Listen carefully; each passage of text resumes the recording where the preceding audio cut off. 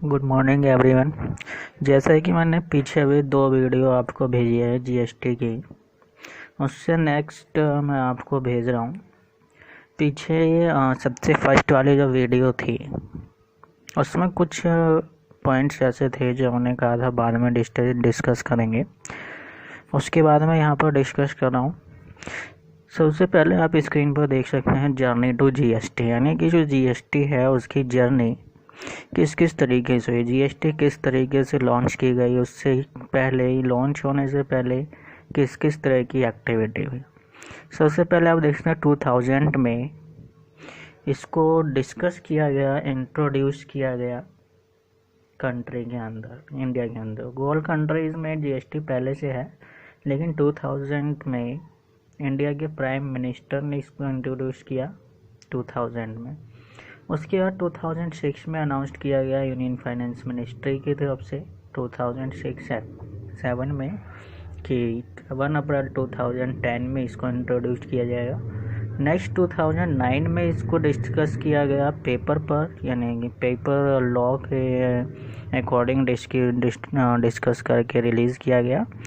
किसके द्वारा? Empowerment committee के द्वारा। नेक्स्ट 2011 इसी तरीके से आप देख सकते हो 1 जुलाई में, इतनी जर्नी करके 1 जुलाई 2017 में इसको लॉन्च कर दिया गया।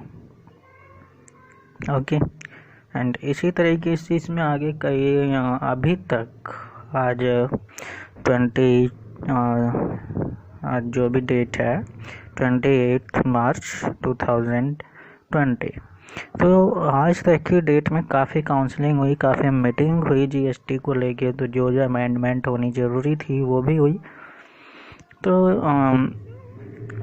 वो तो होती रहेगी, जैसे जैसे प्रॉब्लम आएगी वो होती रहेगी। नेक्स्ट हमें चलना है आगे। Pre GST indirect tax in India, यानी जीएसटी से पहले इंडिया के अंदर काफ़ी इनडायरेक्ट टैक्स थे। वो क्या क्या थे? जैसे central tax and state tax. ये यहाँ पर दोनों को मैंने अलग अलग कर दिया, जो कि आपने जीएसटी में अभी पढ़ा है कि एसजीएसटी और सीजीएसटी, यानी सेंट्रल टैक्स को अलग करा है और स्टेट टैक्स को। इसी तरीके से यूटी स्टेट। तो पहले हमें सेंट्रल टैक्स जो होते थे वो क्या किया है? सेंट्रल एक्साइज ड्यूटी, ये सेंट्रल टैक्स के अंदर आते थे। Excise duty, additional duty of excise and excise duty led under medical and toilet preparation act and additional duties के अलावा जैसे कि CBD and SED SAD and service tax and surcharges and सेसेस।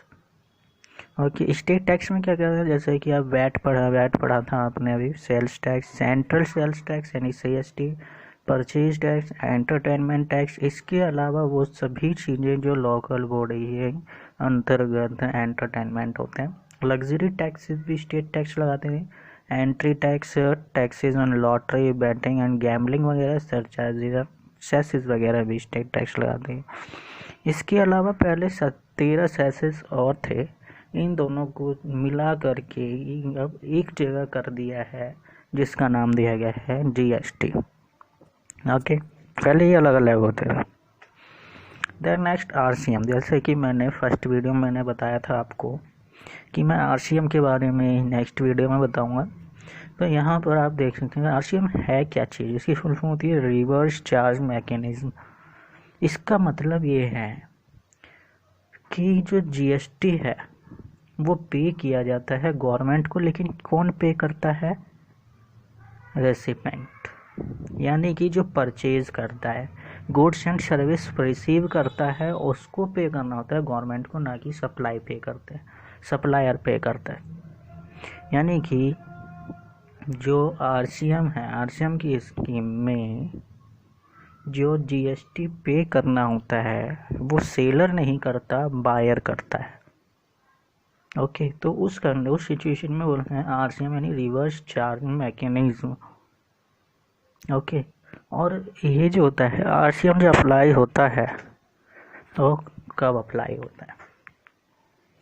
जब भी कोई एक अनरजिस्टर्ड पर्सन एक registered person को सप्लाई करता है, तब उस कंडीशन में आरसीएम अप्लाई होता है। ओके, यानी कि जब एक जीएसटी रजिस्टर्ड पर्सन परचेज करता है किसी ऐसे पर्सन से जिसने जीएसटी में रजिस्ट्रेशन नहीं कराया हुआ है, तो वहाँ पर आरसीएम अप्लाई होता है। ओके, इसके अलावा आरसीएम वहाँ भी अप्लाई होता है जहाँ पर कोई स्पेशल सर्विसेज होती हैं जो कि गवर्नमेंट के द्वारा नोटिफाई की गई हैं। जैसे कि आप देख सकते हैं इंपोर्ट ऑफ सर्विस को इंपोर्ट करना, वो सामने वाला जीएसटी में रजिस्ट्रेशन है या नहीं है हमें नहीं पता होता, इसीलिए इस पर भी आरसीएम अप्लाई होगा। गुड्स ट्रांसपोर्ट एजेंसी सर्विस, जिसे हम जीटीए भी कहते हैं। Legal service provided bye advocate के द्वारा जितनी भी लीगल सर्विसेज प्रोवाइड की जाती है उसमें जो सर्विस रिसीव कर रहा है उसको पे करना होता है, ना कि एडवोकेट जीएसटी पे करेगा। कैब सर्विसेज प्रोवाइड में जो कि ई कॉमर्स के थ्रू होता है वो भी आरसीएम के थ्रू होता है, यानी कि जो सर्विस रिसीव करता है उसका ही फर्ज बनता है कि वो जीएसटी पे करे। इसी तरह service provided by director to company, अगर कोई डायरेक्ट किसी कंपनी को सर्विस प्रोवाइड करता है तो डायरेक्टर जीएसटी पे नहीं करता, जिस कंपनी को सर्विस प्रोवाइड की गई है वो कंपनी जीएसटी पे करती है। And next service provided by arbitral tribunal, इसी तरह स्पॉन्सरशिप सर्विस, इसी तरीके से service provided by government to local authorities. Service provider जो कि इंश्योरेंस एजेंट वगैरह होता है, किसी इंश्योरेंस कंपनी को सर्विस प्रोवाइड करते हैं तो इंश्योरेंस सर्विस इंश्योरेंस कंपनी का ही फर्ज बनता है कि वो जीएसटी पे करे।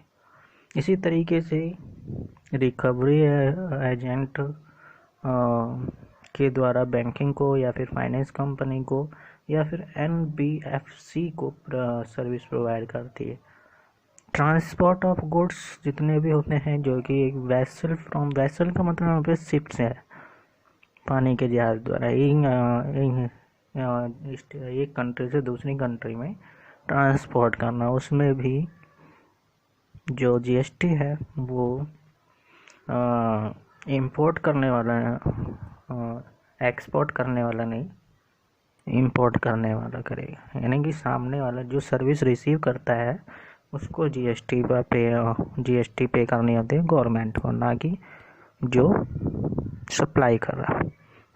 So that's clear.